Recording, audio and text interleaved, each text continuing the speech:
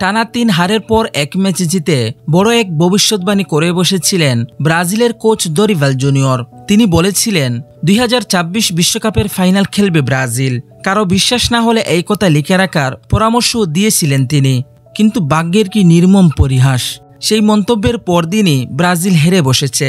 ২০২৬ বিশ্বকাপ বাছাই পর্বের ম্যাচে তারা প্যারাগুয়ের কাছে হেরেছে ১-০ গোলে। এই হারের পর এখন লাতিন আমেরিকা অঞ্চলের কোয়ালিফায়ারের পয়েন্ট টেবিলে ব্রাজিল অবস্থান করছে ৫ নম্বরে। ৮ ম্যাচে তাদের পয়েন্ট এখন ১০।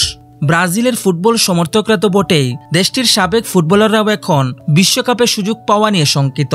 সাবেক ফুটবলার নেতো তো বলেই বসেছেন, আমি বলেছিলাম বিশ্বকাপ জিততে আমাদের নেইমারকে প্রয়োজন হবে।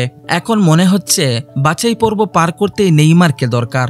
অপরদিকে বিশ্বকাপ বাছাইয়ে নিজেদের সবশেষ ম্যাচে হারের মুখ দেখেছে বর্তমান বিশ্ব চ্যাম্পিয়ন আর্জেন্টিনাও।